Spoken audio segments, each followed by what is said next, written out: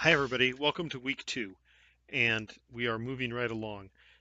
I wanted to talk about the module, the week 2 module, so you understand what's posted there.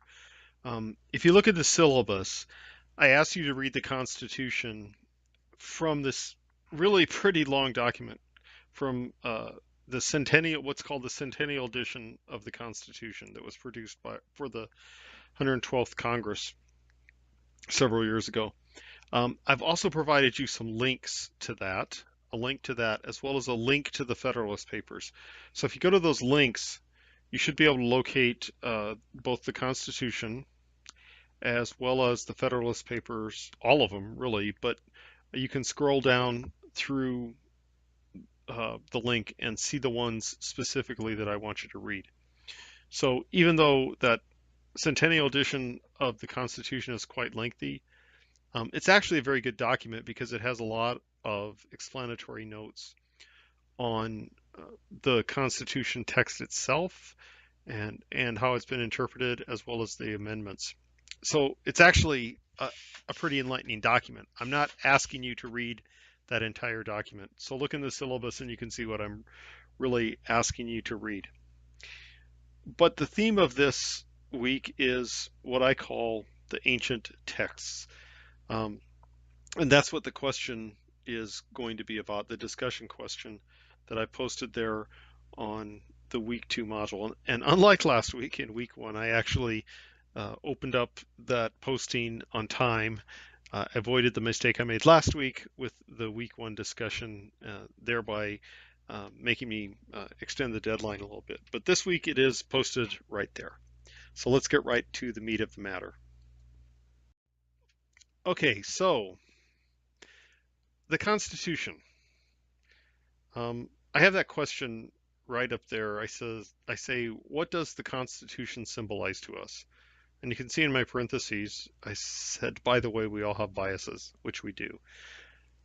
Here's the thing about the Constitution, and I want to say this respectfully because a lot of people uh, refer to the Constitution um, as if they would refer to some kind of holy writ. And indeed, as far as if there is such a thing as secular scripture, the Constitution, the Declaration of Independence, perhaps some of the things that Lincoln said, in our national heritage, some of those things do come close to being secular holy writ, if you will. But that doesn't mean that a person should end all arguments by saying, well, I support the Constitution, or what you just said is unconstitutional. Because if you listen to our public discourse, you find a lot of people doing that, don't you? And actually, I would refer to people across the political spectrum. Simply asserting that some action by someone or some group or some state or the national government is unconstitutional, as if that should end all argument. Well, in fact, if the Constitution were that straightforward and easy to understand, we probably wouldn't have those arguments. But we do have those arguments. One of the reasons we have the arguments is because it would have been helpful if the founders had written the Constitution in late 20th century English, but they didn't. They wrote it in the English that they used. And so sometimes that confuses us. And we read parts of the Constitution that we frankly have no idea what it's talking about. And so that increases the tension that's already there. So I say that the key to the Constitution is separation of powers and tension. And I get the separation of powers idea really from Federalist number 51 and from John Rohr. And those of you who've had me in class before, I've had you read a paper by John Rohr where he talks about the Constitution. But in several of his books, he does talk about separation of powers being really the key to the Constitution. And indeed it is. But I would say more broadly that not just separation of powers, but the idea of tension in general. So, what am I talking about? Well, historically, um, the Constitution, written in 1787, didn't just materialize from thin air. There is a historical context to what occurred. There is a historical context to the American Revolution. There was historical tension between colonies. Why? Because each colony in what became the United States was founded for a different reason, commercially or religiously or otherwise. Um, some colonies had more allegiance to the crown. Some colonies had more allegiance to Parliament. Some colonies had a commercial basis for being founded. And so the reason a particular colony was founded has a lot to do with the tension it might feel between itself and another colony. And by the way, it's also important to realize that when we talk about the 13 original colonies, Great Britain had many more colonies, at least 20 different colonies, probably up to about 28 in the Western Hemisphere by the time of the American Revolution, including uh, colonies that it had taken from France as a result of the Seven Years' War, which in American history is called the French and Indian War. But the Seven Years' War in around the 1760s between France and Great Britain resulted in the uh, annexation of some French colonies in the New World, including, most importantly, Quebec. Um, so it happens that these 13 colonies along the eastern seaboard of the what it became the United States did band together in the Revolution, but they also actually tried to entice other colonies to join their cause, including, most importantly, Quebec, but also including Bermuda, uh, the British island. So there was always tension between the colonies and their allegiances, but there was also historical tension between king and parliament in Britain itself. And this has been going on, since at least uh, the Magna Carta and King John, but really more specifically in the 1600s when Parliament actually overthrew the crown, beheaded the king. Oliver Cromwell took over, but then the crown was reinstituted under William and Mary. But at but by this time, Parliament said the crown really shares power with Parliament. The crown is not uh, the crown is not an absolute ruler. But there still remained tension between king and parliament in Britain and in the British Constitution. And of course, the founders were all very aware of this. This is where they came from. Um, Moving forward, we find in the Constitution itself tension between what we call the branches of government, between the legislative, the executive, and the judicial. And that very much is what a lot of the Federalist Papers are about. How do we manage this actually purposeful tension between the legislative, the executive, and the judicial? There was tension over the control of the armed forces. The group that called itself the Anti-Federalists were very concerned about tyranny. They said if we had a military controlled by the central government, the national government, then that can lead to tyranny. And so we want a military that is composed of separate state militias. Well, in the end, there was a compromise, but there was a long-standing historical heritage that said kings owned militaries and kings in Europe used militaries to exert tyranny over their own people. So there was tension over that. There was tension between what was called at the time democracy and republicanism. I have another slide coming up on that. But, you know, democracy was not necessarily a word that was a positive thing. Democracy to some of the founders meant mob rule. Republicanism was more of a positive to many of them because that indicated election of representatives or selection of representatives, um, rather than direct election or selection by the people. Um, Tension between advocates of centralization and advocates of decentralization. Um, this was very big, and we would think of this as tension between states and the national government. Later, a tension that really wasn't even identified at the time, but identified by Wilson and Goodenough, as you know, having taken 80/50, this tension between politics and administration. And whatever we mean by politics and what we mean by administration, there is tension between those two things. And all of these things in the course of events, the constitutional debate rolled these tensions into an argument between people who called themselves Federalists later, um, Hamilton, Madison, John Jay, and the Anti-Federalists. And it's not as if the Anti-Federalists, when the Constitution was ratified, got mad and hopped on the first ship back to England. They didn't. They remained part of the founding generation. They served in government.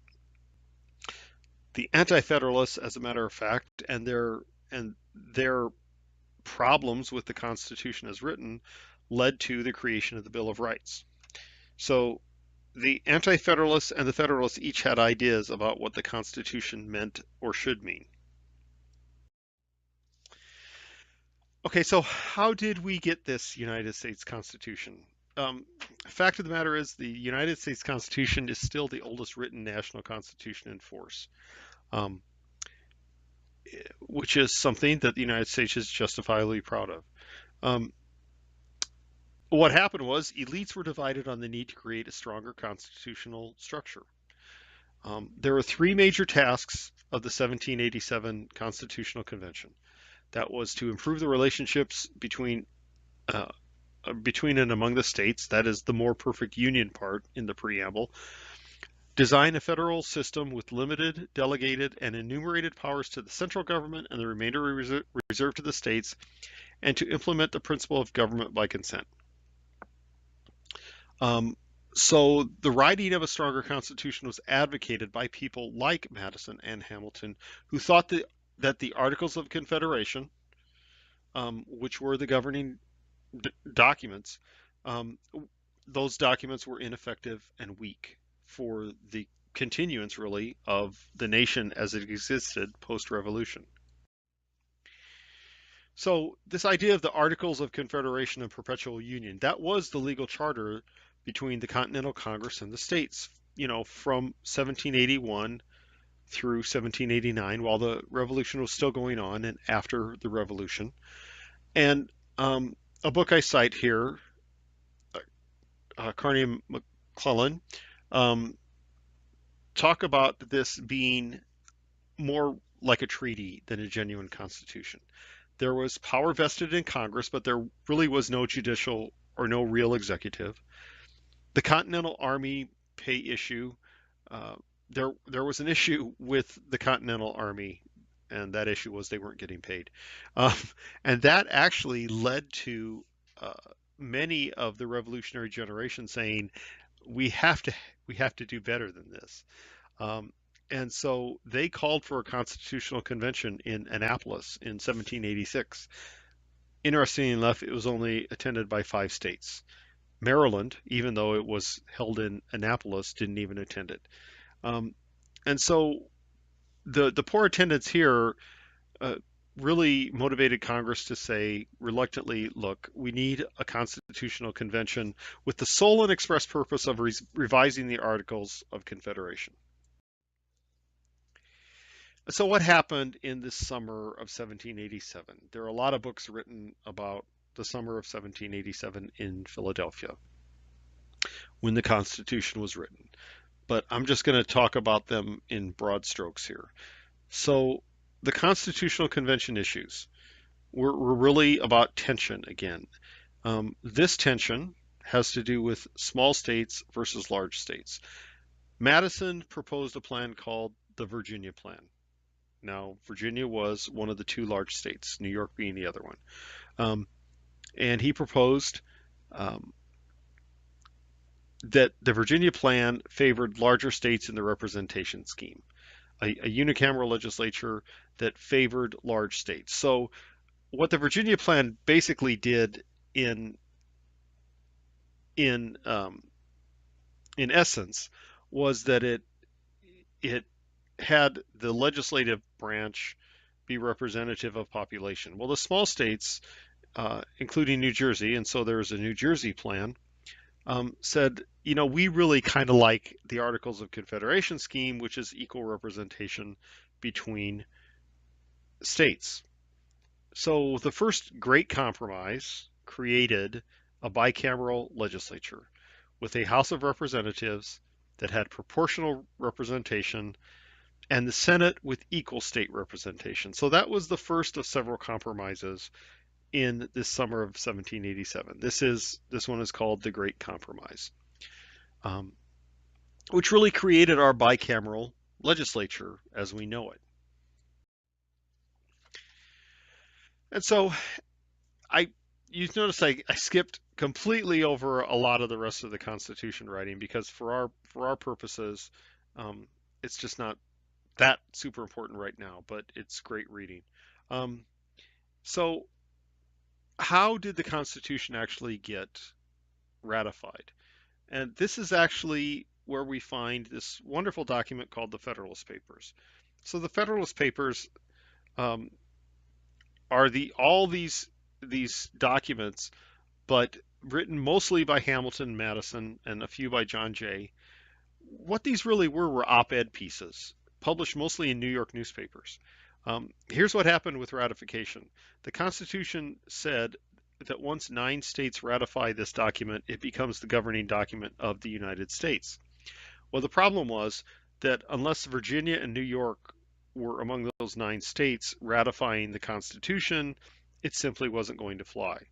The Federalist Papers were a series of op-eds, if you will, in New York newspapers to encourage the New York ratifying convention to ratify the Constitution.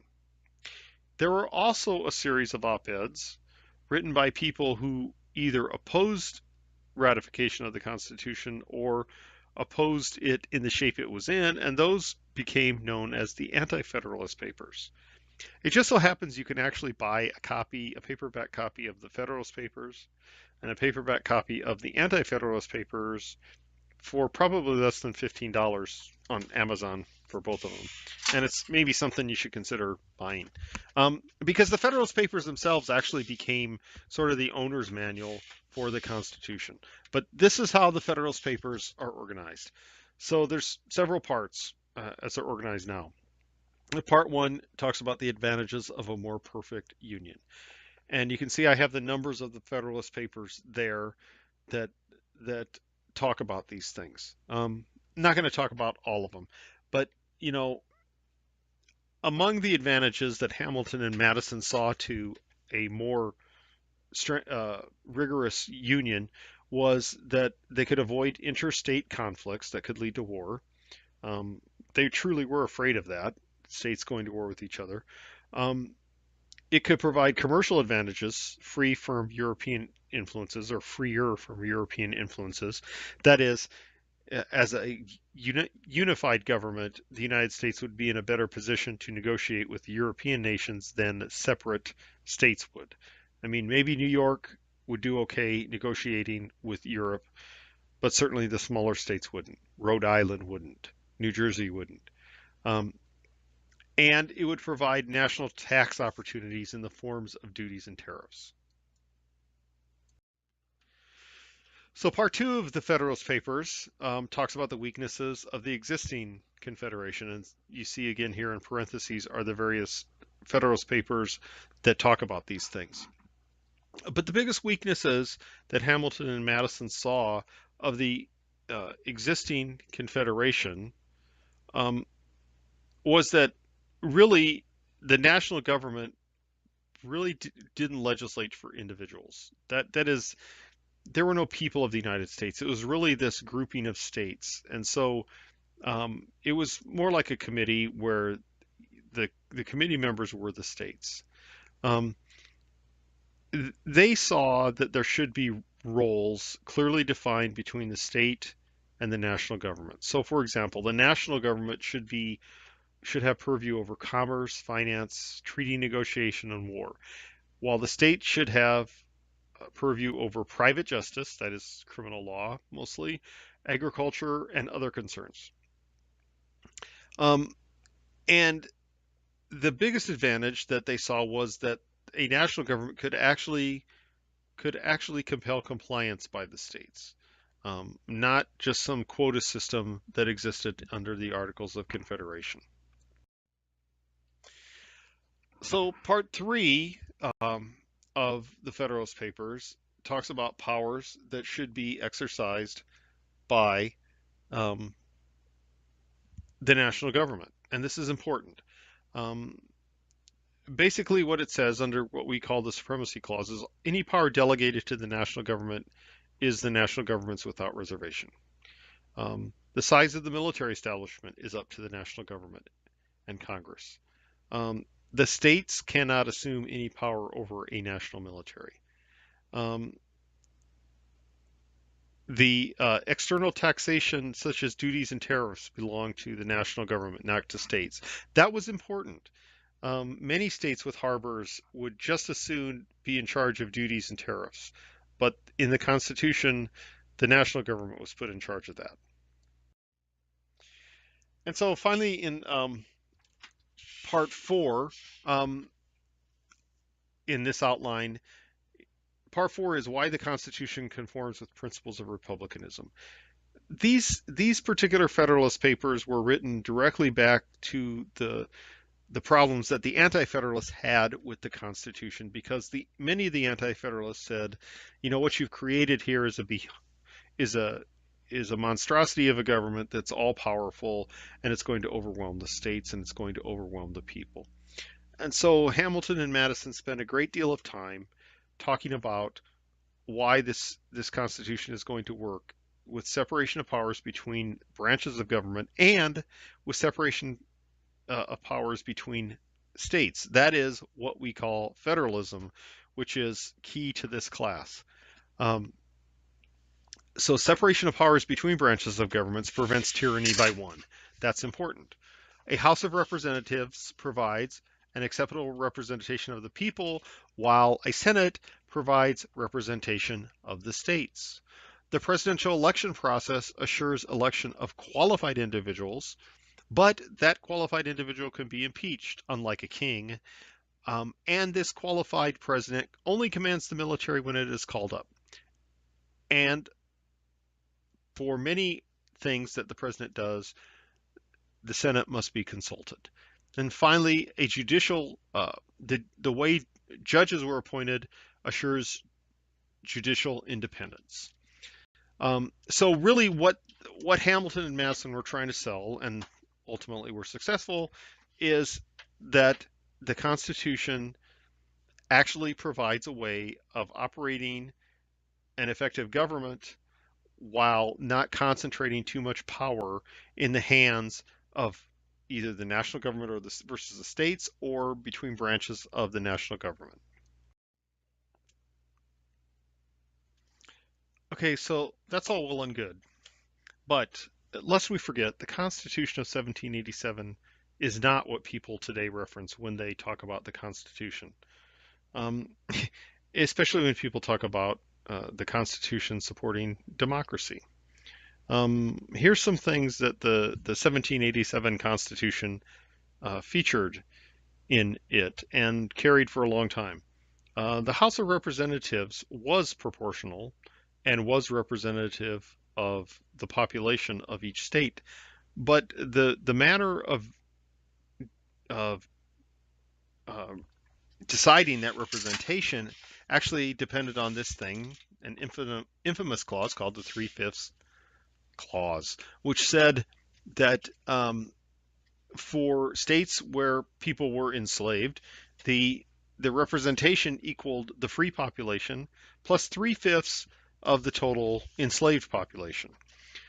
Well, so there's a couple problems with that, of course. One is that it says that a slave is worth 3/5 of a person. In some sense, it says that. In the other sense, it gives a lot of powers to the slave states that they didn't necessarily deserve to have, but that was a compromise that was written in order to make the Constitution become ratified.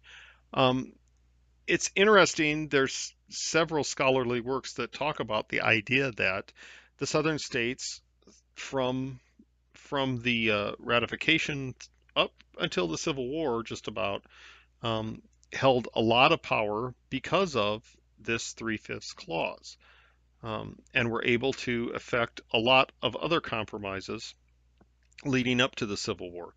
Um, so that's one 1787 clause that, of course, we no longer honor, and in fact has been amended out of existence with the post-Civil War amendments. Um, the Constitution of 1787 had the Senate elected indirectly by state legislatures. That is, senators were not elected by the people. We just had a primary, and we will have a general election where we will elect senators in Nebraska this year, but in every state, at least in most states, I should say, at least one senator is being elected. Well, um, senators were appointed by state legislators because the Constitution said senators represented the entities of the states, not the people. The president was elected indirectly by electors, elected by voters or by state legislatures. So this thing we call the Electoral College um, really was an idea that was almost a go-between between the people and uh, a person becoming president. So the electors themselves were elected, and then these electors would vote for president. Well, in point of fact, the Electoral College, however, whatever the founders meant by it, has probably never really worked out in practice, and it has become effectively the rubber stamp of the registered voters who vote for president. Um, but it was put in the Constitution as a way, actually, of saying, look, we don't want direct democracy. We don't want a tyrant becoming president because that person happens to be popular with a mass of people at a certain time. The office of vice president was mentioned in Article 1 and Article 2, but the only jobs ever really given to the vice president in the Constitution are president of the Senate and um, then become president should the president become unable to serve. And the founders weren't even really sure what that meant.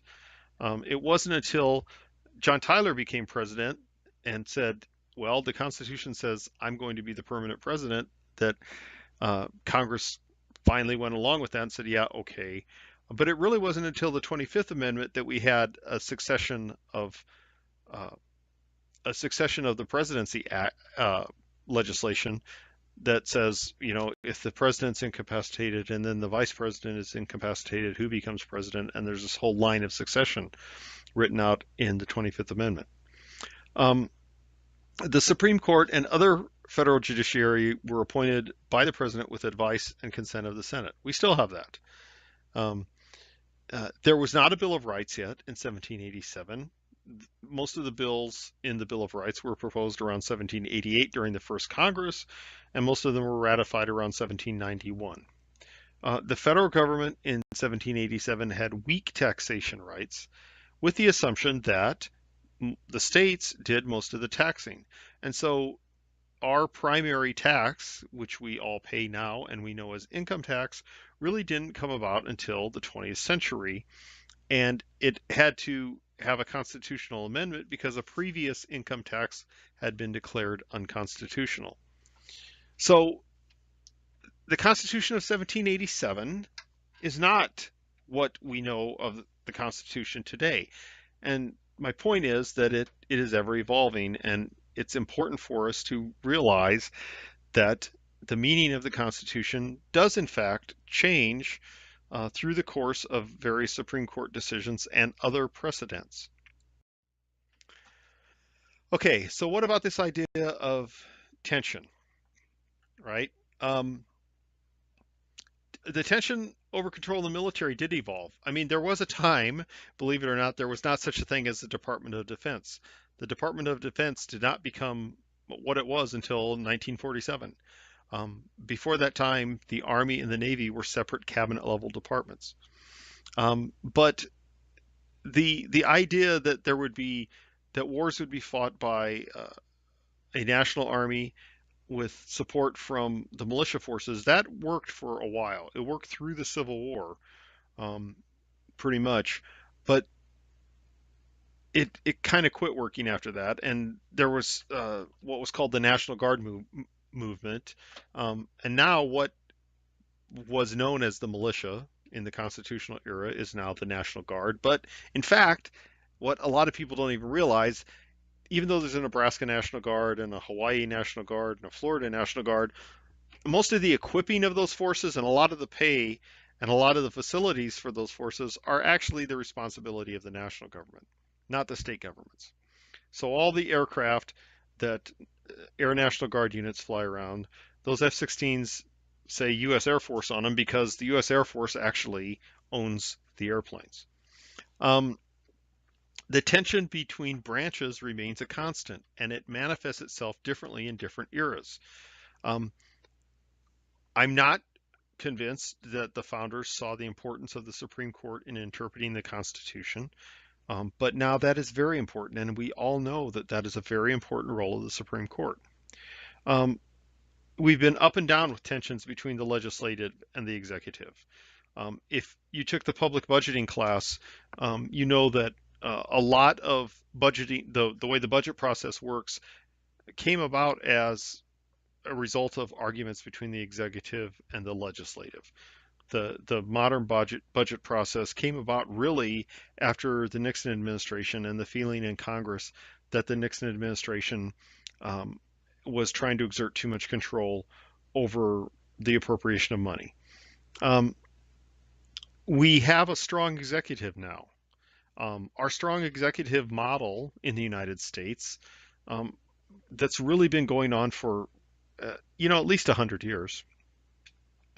It's somewhat Hamiltonian, um, because Hamilton really liked the idea of a strong executive. But many powers that the Constitution reserved for Congress have been usurped by presidents over time, as in executive budgeting, the power to go to war. Presidents actually can send troops into battle. Congress will weigh in, but we haven't had a declared war since World War II. Um, we have had a great increase in executive orders. I mean, it remains to be seen whether President Trump will have more executive orders than any other president. He won't have more than any other president, but more than any other president in the modern era. Um, but be that as it may, presidents have increasingly used executive orders, which is probably something the founders didn't envision. Tensions between states and the national government are still very important, even while cooperation and collaboration continue to take place. And tensions over the meaning of the Constitution itself. So again, getting back to this idea that people in invoke the word Constitution to end all arguments. If the Constitution were so straightforward, why would we need a Supreme Court to continually interpret it over the last 240 years? That's a genuine question, and the fact of the matter is, it probably isn't that straightforward, and that is why the Supreme Court does have to weigh in. But we are really interested in this course over this tension between the national government and state governments. So here I am. This is the discussion for week 2.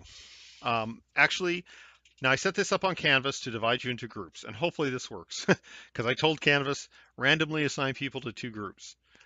So you should be assigned to a group, and hopefully this works. If it doesn't, please let me know. I'll be monitoring. So I want each group to comment on one of these Federalist papers I assigned you to read. I want you all to read numbers 10, 45, and 46. But group 1, I want you to comment on Federalist paper 45. Group 2, I want you to comment on Federalist paper 46. And I want you to use this format, which I call the 3-2-1 format. I took from somebody else. Number 1, discuss the author's 3 main points. Number 2, discuss 2 aspects you don't understand or have a difficult time understanding.